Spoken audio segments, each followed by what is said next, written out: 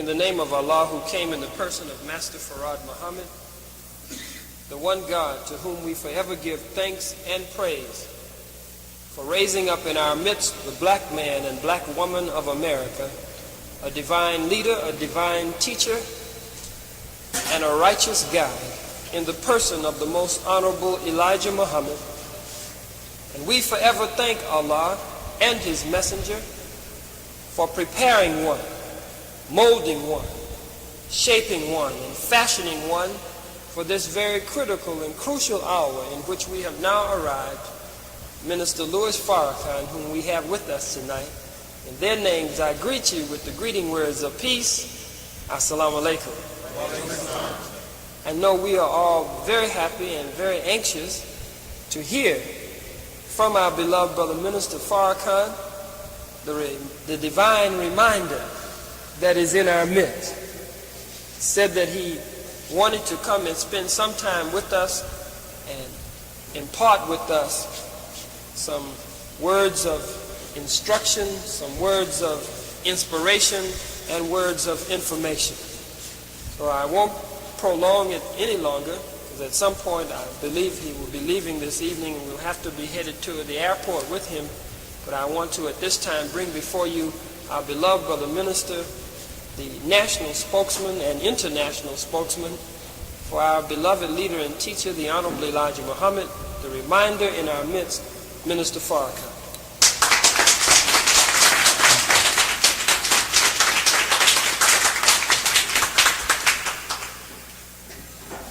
In the name of Allah, the Beneficent, the Merciful, who came in the person of Master Khalid Muhammad, to whom we give praise and thanks for our beloved leader and teacher, the Messenger of Allah, the Most Honorable Elijah Muhammad.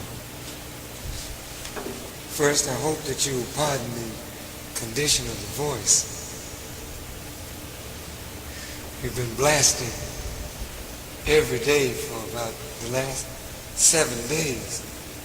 And unfortunately, you're getting the remains. But I'm very happy to be in your midst. And thank you, Dr. Rashidin. First, I want to say to each of you who want to help in the restoration of the Nation of Islam, that what we're attempting is not a lightweight thing.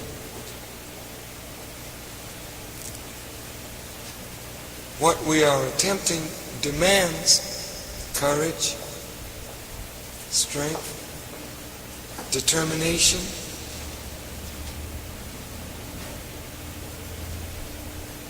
fearlessness,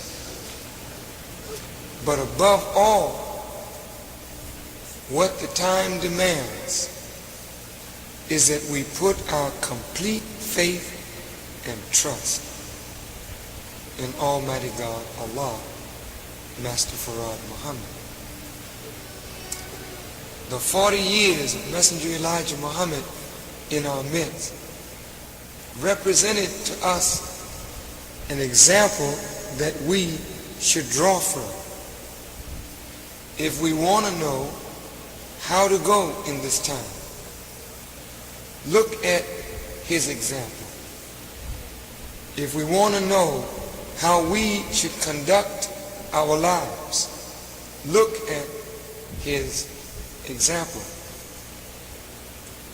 If we want to know how to be successful in the midst of our enemies, again, look at his example. And if we follow him, we'll be successful. He told me once a parable or some writing by the scientists picturing two mountain ranges and a tight wire between the mountain ranges, and below, destruction, death, rocks, pitfall, and everyone that tried to walk down that road or that wire fell off. And the only one that made it was Muhammad. And when he said that around the table, we thought over it. If the scientists saw only Muhammad walking that tightrope, getting through and not falling into the pitfalls represented by the great valley between these mountains, then the thought came to my mind that the only way that we can make it through these crucial times is that we must put our feet down where his feet have trod, lest we make a mistake.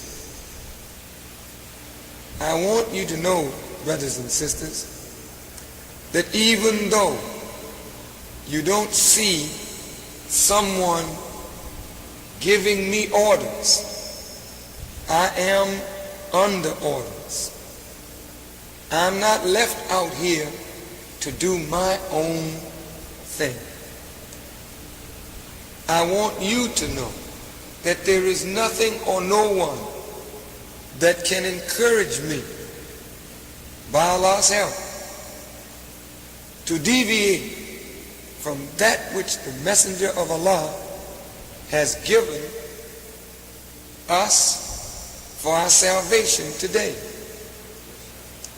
There are many who desire certain things, but if these desires are not in harmony with what Allah and the Messenger have laid down, then I cannot follow your desires, no matter how strong your desires may be.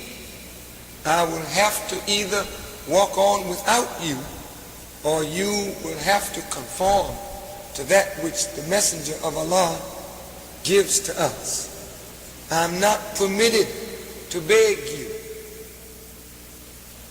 to walk with me. No siree. I'm independent of you in that I'm not seeking followers, because I am not the leader. The leader is the Honorable Elijah Muhammad, and by his permission I sit in his seat, not to make new directions, but to follow his directions.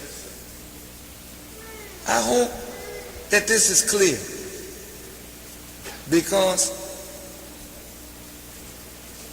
oftentimes many thoughts come up from the world and from the pressures of the world to change this or change that, or to make this innovation or that innovation.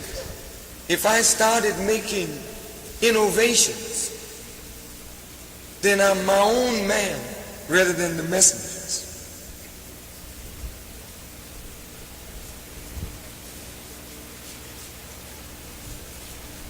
The study group concept, I want to go over that with you. Then I want you to ask me questions. Why, brother, don't you set up a temple right now? Why, brother, don't you do just like the messenger did? Are you sure you know how the messenger did?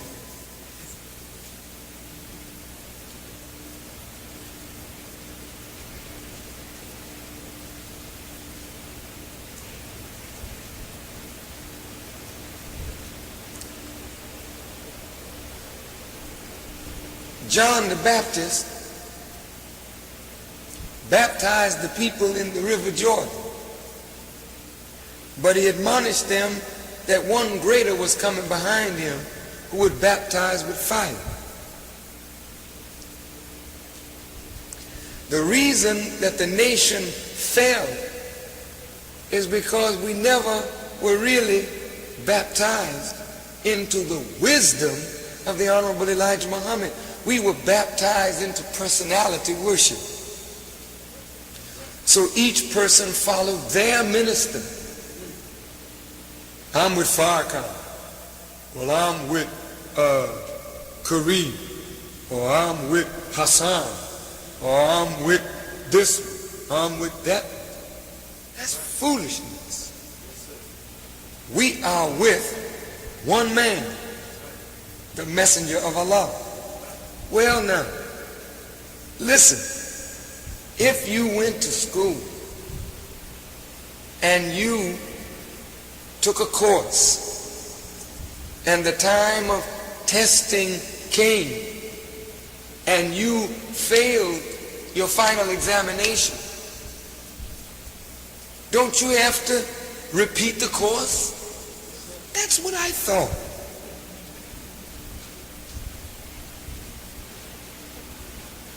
After the 40 years of the Honorable Elijah Muhammad, when his son came in, we were taking an examination on the assignment given by Master Farad Muhammad to his messenger. And 99% of us did not pass the examination. So what must be done? We can't pass you on to the second grade. We have to go back over the course that we flunked. We can do it quickly because it was only little things that we missed, but we got to go back over the course again. So many of us in our vanity think that when we read Message to the Black Man once, we know the messenger's teachings. But in reality, the messenger said, you have to look at my word from above, from beneath, from the left, from the right, and then maybe you might understand. This being true,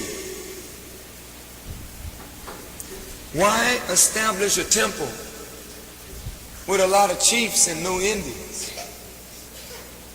Why establish a house where there's so much exercise of authority and no one seems to really know what the messenger wants and be truly committed not only to his teaching but to his law? We just can't mess up people's lives anymore. I don't want to see the people messed over. I don't want to see their lives ruined by those of us teaching our way of understanding rather than his way of understanding. After all, the people are not coming forward to follow you nor me. They're coming forward to follow the man that God raised up. And that is the Honorable Elijah Muhammad. So shouldn't we know the man that we say we believe in? How are you going to know, sister, if your husband deviates? If you don't study what is the criterion for deviation, to judge deviation? How are you going to know, brother, if I deviate?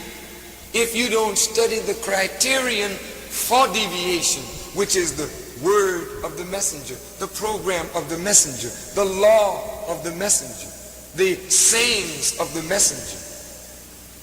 It is not that we are blind unless we just want to be blind. But the messenger has left hundreds of thousands and millions of words that tell us his whole mind for these 40 years. So there's no reason for us to stumble, fall, make a mistake. Why don't you want to study? Because you're lazy. Why don't you want to study? You want somebody to do your studying for you. Why don't you want to study? You don't want the responsibility of seeking and finding answers on your own. You always want somebody else to give you answers so you can blame somebody else when your whole, your life, your personal problems go to hell. Then you want to say, well, if I hadn't followed this one, if I hadn't obeyed that one. No, no, no. You're not going to blame me for your madness. You're going to blame yourself today for your madness, because I'm putting the book in your hand and I'm directing you to study the book. After we get the book, we're going into the lessons and we're going to understand what our messenger was all about. Then if we are baptized in the wisdom of the messenger, then I won't have no jive time, crooked soldier standing up trying to train men and don't know the training procedure. You hear what I'm saying? Listen good now. We don't want the devil's way. So you've been in the army. So what? The army was to train up soldiers for the devil, not for God. The principles may be the same, but the methodology is different. The approach is different. The approach to training the black man and woman will come out of the divine word of Allah. So I don't want to give you my words, because you're not my servant. You're the servant of Allah and the messenger. So I want to give you the messenger's words, and I want to give you Allah's words as found in the Quran, in the scriptures, and of course the messenger's words and Allah's words in his writings. Then when I give you those words, what can you argue with me? If I give you my words, and you may have something to say about that, but if I give you his word and we're all here to accept his word as law, then okay, we are together, we're unified. Then love and cohesion is among us. So if a school is going to come back, if farms and factories are going to come back, what is the basis of a farm, a factory, a school, and training? Is it not the word of God? Do we want to run a farm like the capitalists who exploit and rip off our people? Do we want to run a school like the nuts that are running the public schools in America?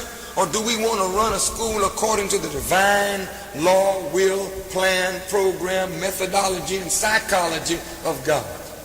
How are you going to run it like that unless you're baptized in that through a careful study of the words and teachings of the Honorable Elijah Muhammad? This is why we want it studied rather than jumping out, setting up temples. Study. Why study?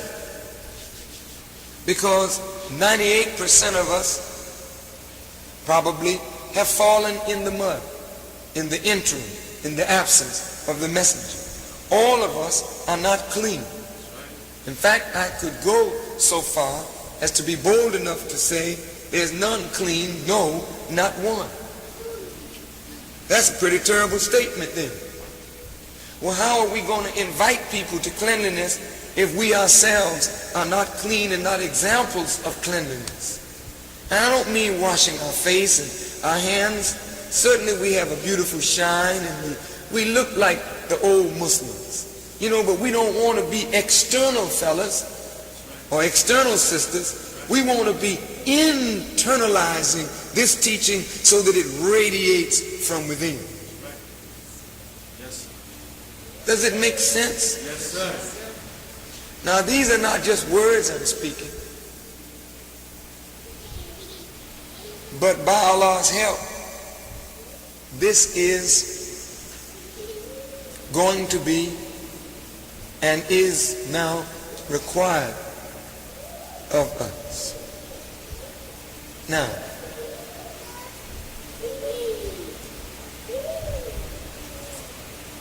every time you hear the babies, you know, happy in their lack of knowledge of the world and what it's about, it reminds us of our responsibility to make a better world for them to grow up in. So I'll close by saying that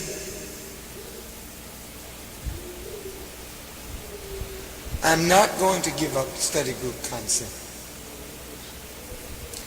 no matter who doesn't like it. We're not going to give it up. We're not going to follow your way. If your way is not this way, we're not going to follow you. The Holy Quran says of the Muslims, they wish that the messenger would be pliant, flexible, bend, so they could be pliant too.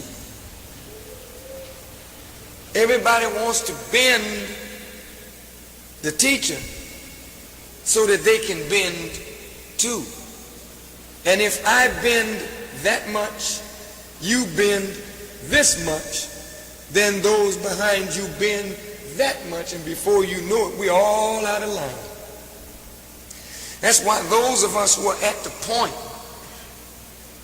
we can't bend not one jot nor one tittle away from the law and teachings of the messenger. That's why I wanted a study group. You know why?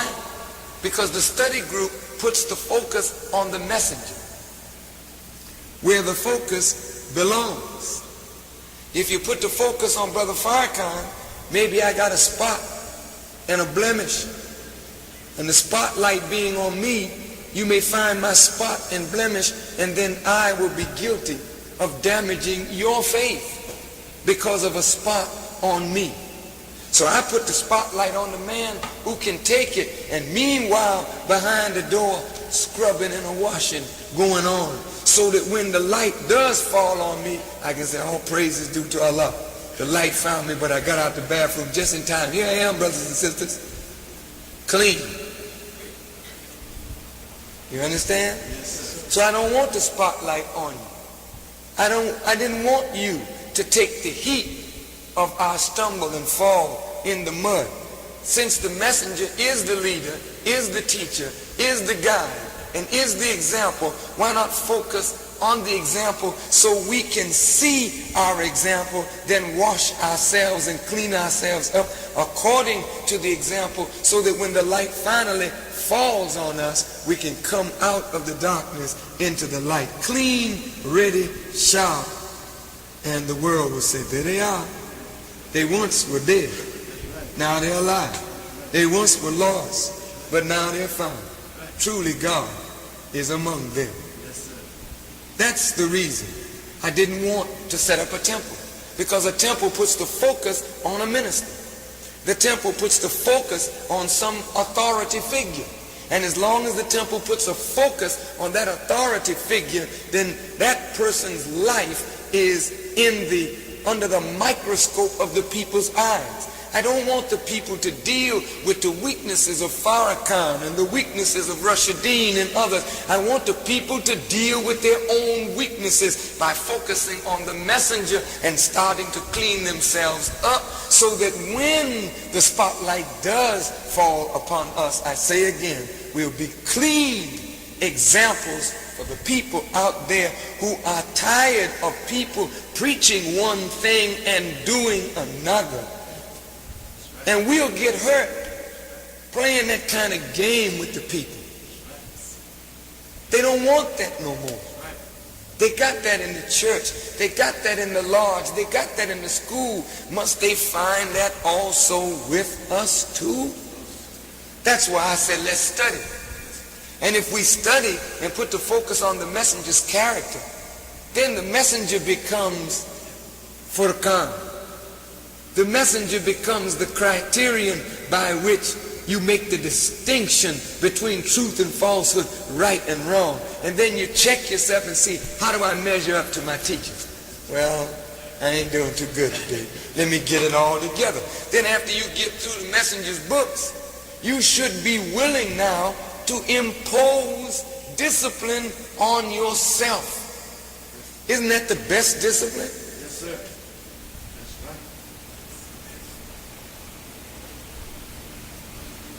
Again,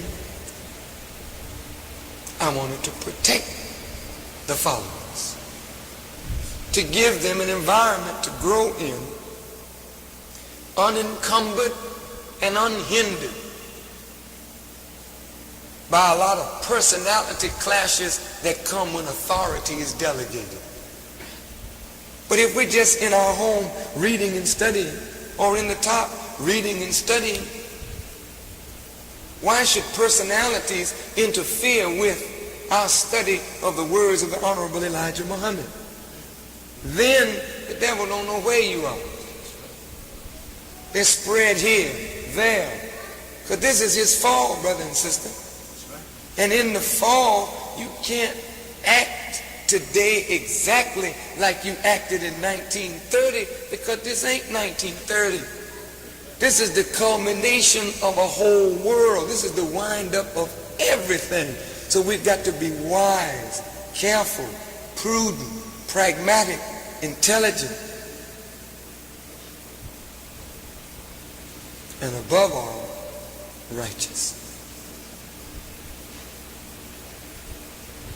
Now,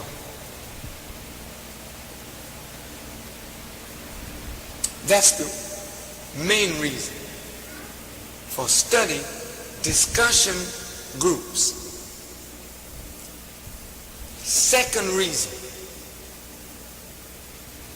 oh, I don't know what number it would be, but look, you know, we wanted to create an atmosphere where men and women are unafraid to speak what they feel concerning the messenger's teaching and work.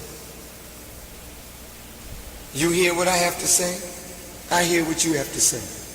What does this produce? It produces respect for each other's thoughts and opinions. What does it do? It breaks down barriers between us, so that if there is some disagreement, we don't take it behind each other's back. That's not the way to solve a problem. We don't take it through somebody to get to somebody else. That's not Islam. If we are brothers and I offend you, don't go to this brother and say, look, I can't talk to Farrakhan. You tell Farrakhan. I don't like what Farrakhan is doing. See, Farrakhan, he ain't doing this thing right. Now, what are you doing? You're using this brother as a sounding board. But in reality, you ain't using him as no sounding board. You poisoning him with the poison from your board. You understand? You are winning an ally to your cause because you are you're cowardly to go to your brother and speak to your brother or your sister, sister to sister, brother to brother, and voice your disagreement, dissatisfaction, so that together you work it out. If we don't come to each other like brothers now, when there's just so few of us, when are we going to do it? When there's a mass movement here, you know, we may not be able to do that. So we want to set the tone now while we are small. Go to your brother. Go to your sister. If you got a problem, if you got a disagreement, go to them respectfully. I was hoping by not giving out any titles, I had something very definite in mind. After having been in the nation for 25 years, I saw us respond more to titles than we did to write. I don't like that. I hate that, brothers and sisters, because it makes you little prostitutes, little power junkies. Whoever got the power, this is the captain, this is the minister. I'll try and get next to him. That's right. That's right. Oh man, that's a drag. This cat got some money. I'll try and get him next to him. So you become a little prostitute. You're not thinking about what is right. You're thinking about who got the power. And right got the power today. Wrong don't have no power. I don't care what position it got. You ain't the president. That's a chump that's wrong. He ain't got no power. Can't solve no problem because he's wrong. God's hand is against him. So I don't care who the minister is, who the national representative is. It don't mean nothing. If the minister ain't right, if the national representative ain't right, if you ain't right, they ain't got no power, because the power is in right. But a little brother, a little sister that don't have no title, if they right, the power is there. Wherever truth is, that's where the power is. Wherever right is, that's where the power is. And that's why I didn't want to give out no titles, because I didn't want you gravitating toward titles. I wanted you to grow in the gravitation toward what is right, to stand against the thing that is wrong, to correct what is wrong, so you can march together toward the goal. That's why I didn't give out title, minister, captain, secretary, and this big shot, this and big the other. Because I know us. As long as there's a title, man, I'm coming. There ain't no title. You ain't making no captains. You ain't making no sister captains. What the hell I'm going down there for? I'm captain material. I'm minister material. I know the teachings of the Humbly Elijah Muhammad. The minister wanted all for himself. That's why he ain't making titles. He had the title minister before the messenger left us. I can't take his title away if he wants to serve the Honorable Elijah Muhammad in that capacity. He's Minister Rashidin. But don't get uptight because he didn't make a captain. I just didn't want no crazy man exercising power and authority over the few little people that wanted to study the messenger's teaching. I wanted all of you to grow together in the pool of As-Salaam and get your eyes cleaned out and everything else that needed cleaned out, so that when we do give out titles, they're titles in a brotherhood, not titles of power and authority. But I'm the national representative in a brotherhood. That's my function in the brotherhood. That's not because I'm a big shot. That's my brotherly work for the brotherhood. That's what I wanted you to see, that the biggest title is not minister, captain, and secretary. As I said yesterday, the biggest title is brother, sister. If you can be that to one another, then you'll be a good brother minister, a good brother captain, a good brother secretary. But first I want you to be a good brother to one another. That's why I wanted us to study it. Does it make sense? Yes, sir.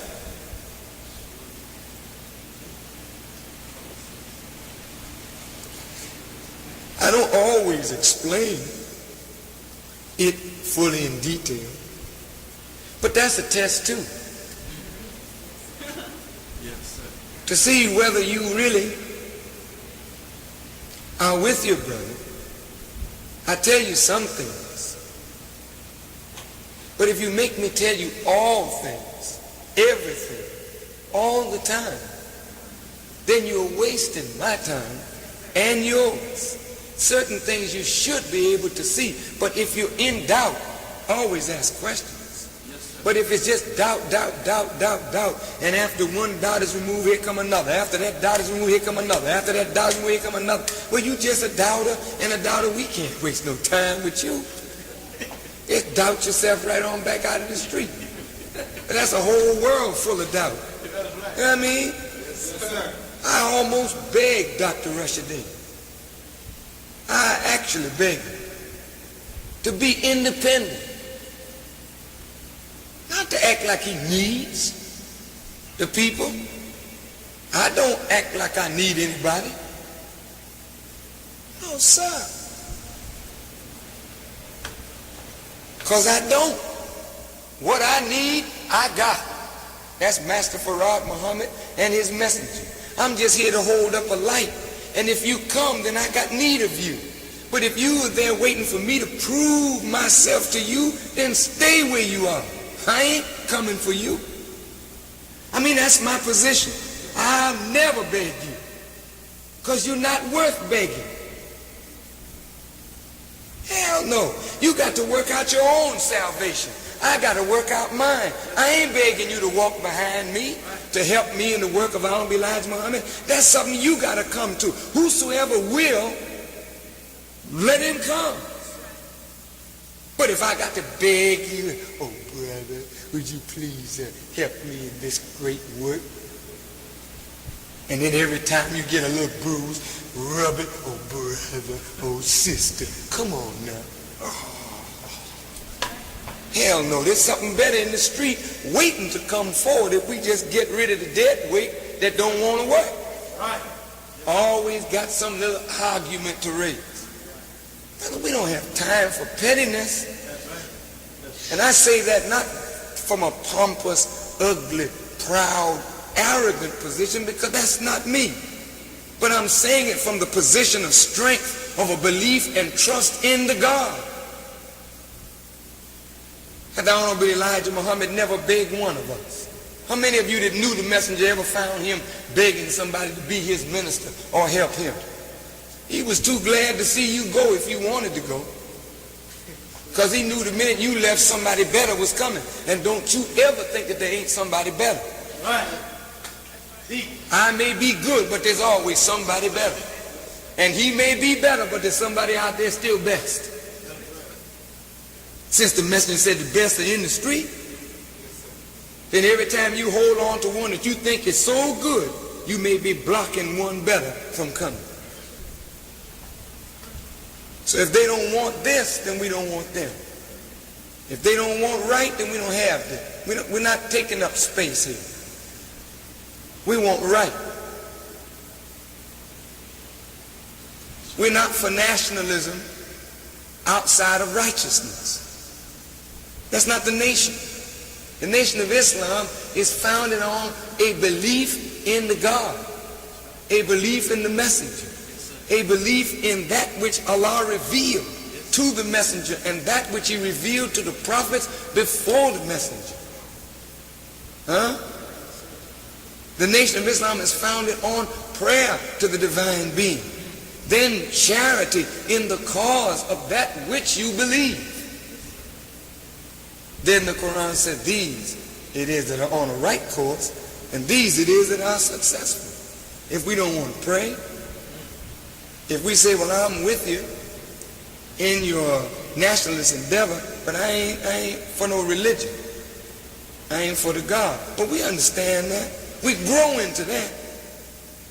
But let us be honest. Don't fake belief. It's better to say, look, I ain't for religion. And I'm just trying to get myself together. I like what y'all doing in unity, but I don't have no desire for the religion because I've had a bad experience with religion. We can understand that because we all have had bad experiences with religion, especially in the last 3.5 years. Yes, sir. So we know your feeling.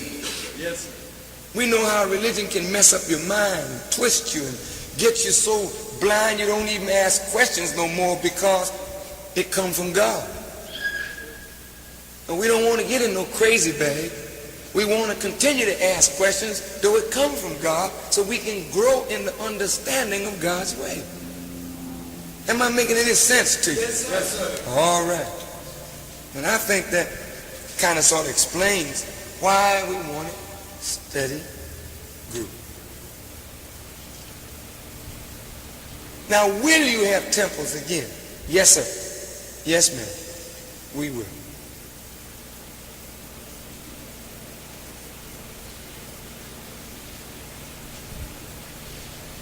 Will we have schools again? Yes. We must have school even before temple. Yes, sir. Because the school should be the temple. Since he called it temple, temple is a place of teaching. School is a place of teaching and learning. So that's what the temple is. Are you, Brother Farrakhan, really for Dr. Rushadeen and what he's doing at the top? I want to say this very unequivocally. I love this brother. And I'm grateful to Allah for his stand for the messenger. That doesn't mean that I believe he's perfect, because I know he's not. But I'm going to work with him as long as I see him standing for Allah and the messenger, for the rise of the black man. I'm going to try and work with him to correct anything about him that may be deficient. But some of you would love to see a man or somebody that you have disapproval of get thrown away. But you can't replace the man. I was a young minister at one time. Still a young minister. And I made some mistakes. Honest to goodness. They weren't moral. I lived clean to the law. But I was ignorant. And I mishandled authority. And I drove 40 people out of the temple in Boston. And you don't have 40 people in this room. I drove out 40. That's a whole temple. They was writing the messenger complaining on this terrible minister. He ain't this, he ain't the other, he ain't this, he ain't the other. The messenger sent for me. This is the God's truth. He looked at his little foolish minister and he saw that I was sincere, but my mistakes were made through ignorance. He didn't tell me not to go back and do my job. He told me, go on back to my post. Now, if the messenger had thrown me away, then I might not have been the national representative today and a strong defender of the faith, but he saw in me something that outweighed the little negative thing that was also in me. So he began to pull on the good so that he could eliminate that negative. You know that old song, accentuate the positive and eliminate the negative and don't mess with Mr. In Between? That's some heavy stuff. Well, he did that to me. That's why I'm here today.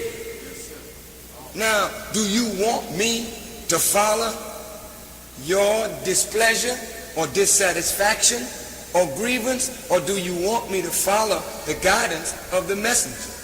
Here's one man that got enough in him by God's help, he could absolutely save California from the terrible chastisement that she's coming into. I don't say he can save California, he can save some blacks in California because of his articulation of the divine word of Allah. He's a strong man. Yes, he is. And he's a warrior for Allah and the messenger. And the devil fears this brother and would love to see him destroyed. But he ain't going to come and do it now himself. He want to see, can he get us to do it from within? So he will absolutely exaggerate weakness or highlight weakness so that you begin to focus on weakness instead of balancing weakness against strength. And that's what the messenger did with Brother Farrakhan. He balanced my weakness against my strength. And he said, I think that this brother will do all right. He may lose 40 today, but he'll get 400,000 for me tomorrow or 400 million for me the day after. And I'm on the case now. Because he had mercy on me with the loss of 40, I'm after 4,400,000,000.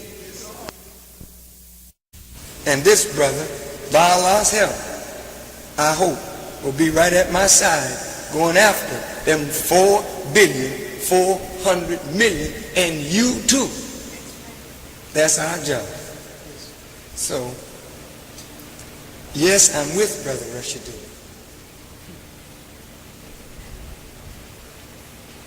And I thank Allah for him, and you should too. Well, are you with the top? I'm in the top.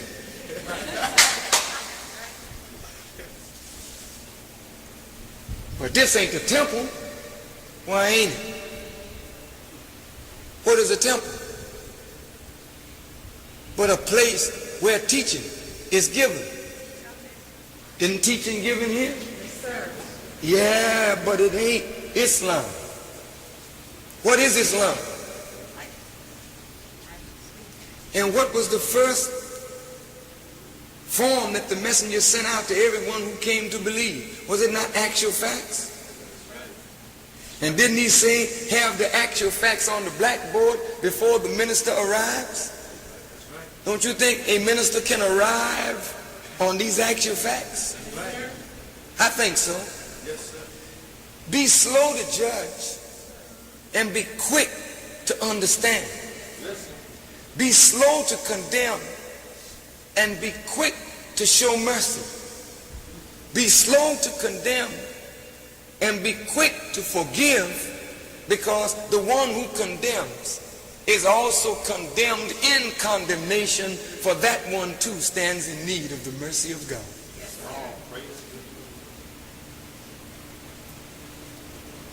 So with your help, we will correct whatever is incorrect. But we must march on. Allah will abundantly bless you, this house. But you must put yourself in a position to be blessed by making ourselves acceptable to the God.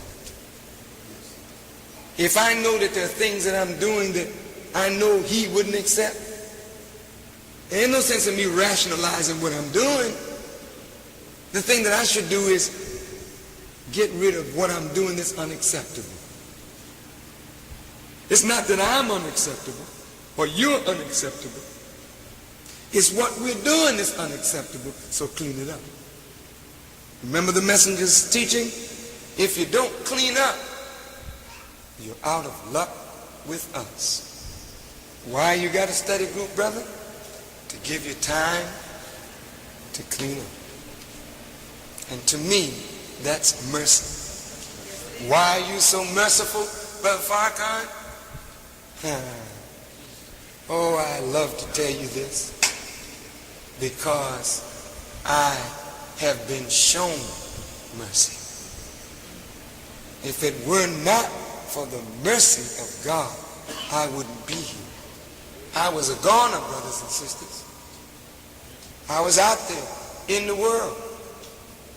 And I was doing the worldly things. I'm not going to tell you that I was holy and righteous through the night. But I was not holy, nor was I righteous through the night. But the mercy of God found me in the night and awakened me in the night, that I may get up and walk in the light. So I took off my grave clothes and I'm trying on again my garment of righteousness. And that's why I must be merciful to those who are with me, because he was merciful enough to allow me to be. And since every one of us stand in need of Allah's mercy, we don't need taskmasters over us who don't understand what that quality is and what forgiveness is. And that's why I had to stumble and fall and go all the way down. I often wondered why the old Christians' songs and whatnot showed St. Peter at the gate. And you couldn't get into heaven unless you had to go by St. Peter. And I didn't understand that. The reason Peter was at the gate is because Peter was the least worthy, because of his denial of Jesus in the trial. God had mercy on him, so he was the best one to put as the porter of the gate of his father's house, because he knew what mercy was. That's why he was there, so he could show mercy to everyone who wanted to come in. Isn't that beautiful? Yes, sir.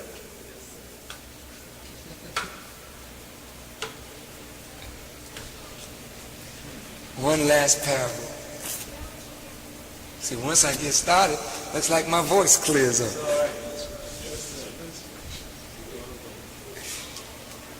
Do you remember the parable of the prodigal son? Yes, sir. You know, the prodigal son was way outcast. Excuse the expression. Took his substance, left his father's house, squandered all his stuff, went into a strange country, tried to join himself on to be a citizen in a strange country.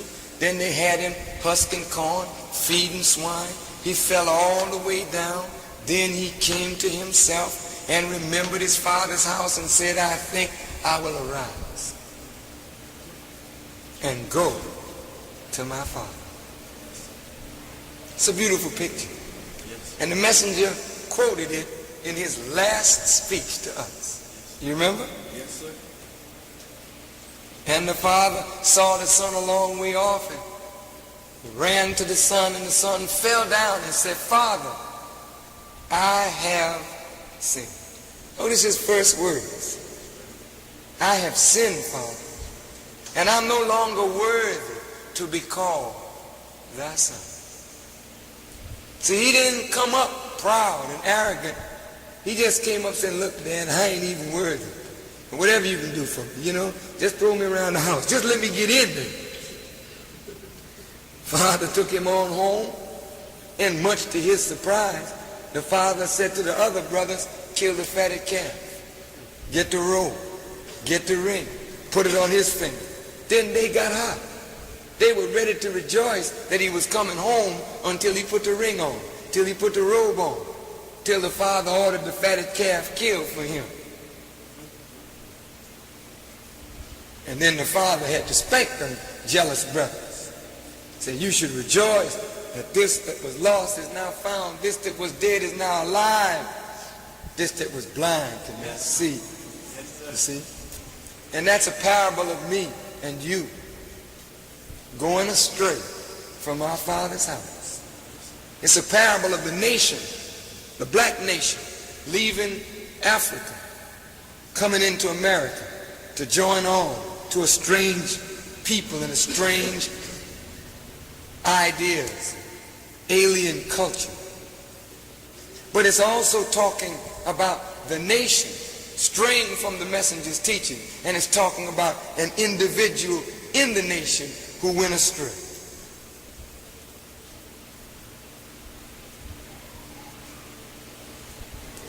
So prodigal sons and daughters, let's come on home and get the ring on, get the robe on. Let's get the fatted calf together and let's go on and do the job that God has called us to do. Thank you for listening. As-Salaam Alaikum.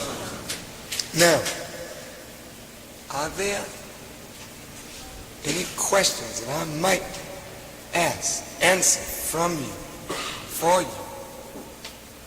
I'll do my best if I can. Yes, sister.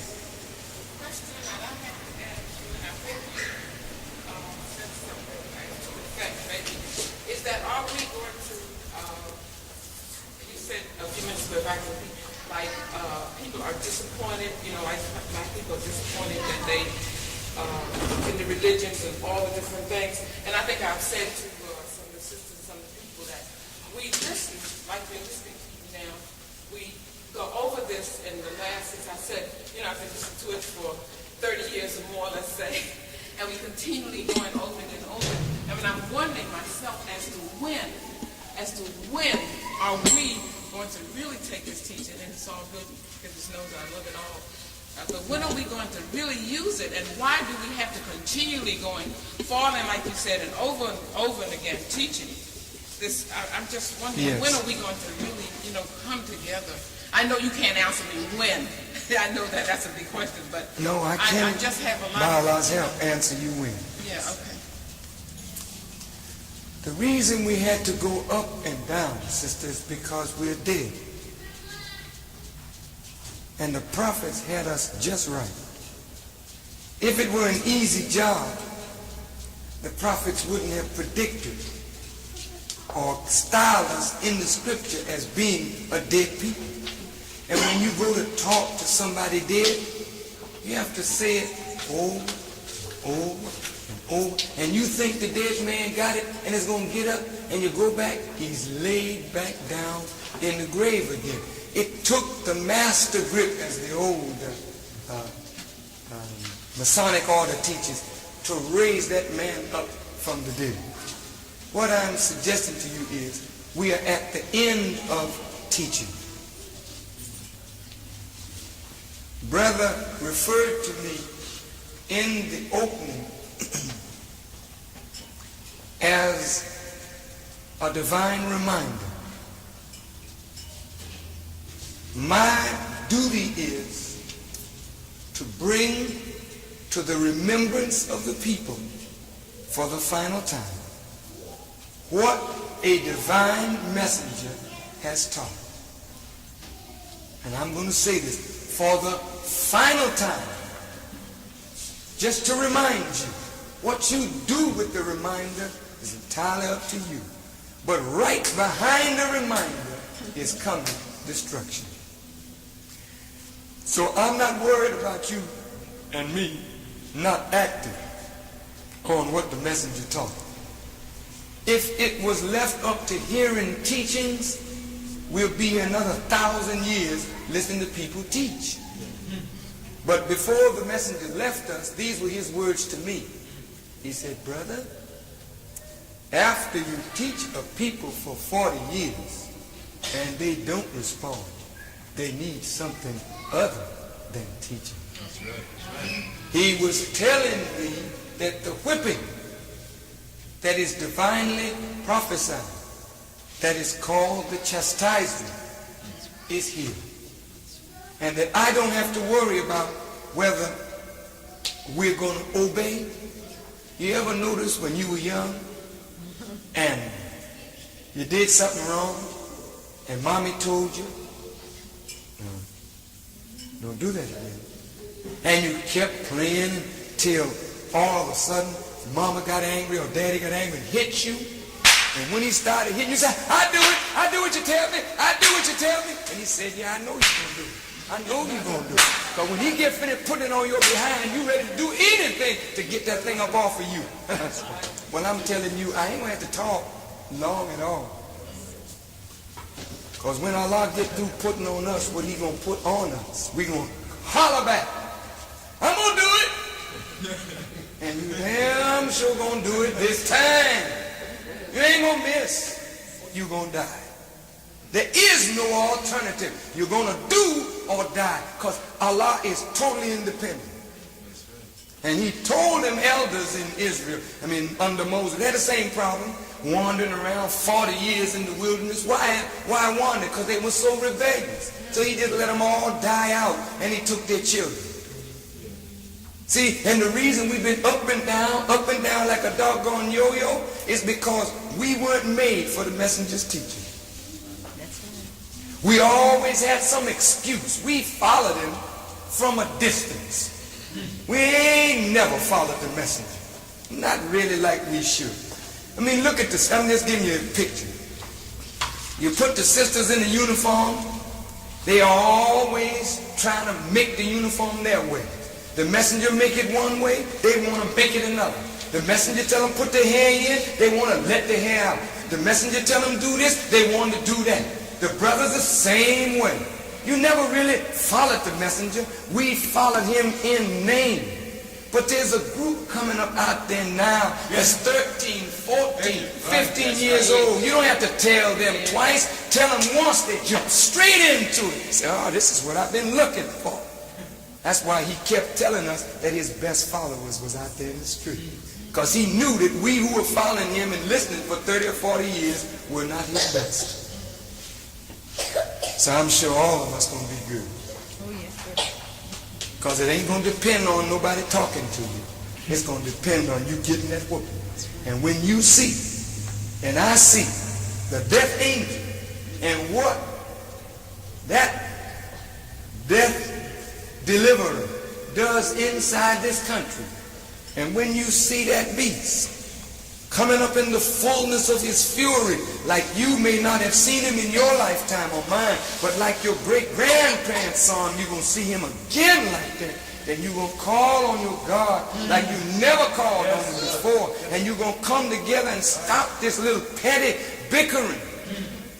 And you're going to soldier, because death will be the penalty if you miss. Remember the tightrope? Yes. You misstep, it's all over. Make it plain. Yes. Thank you, sister.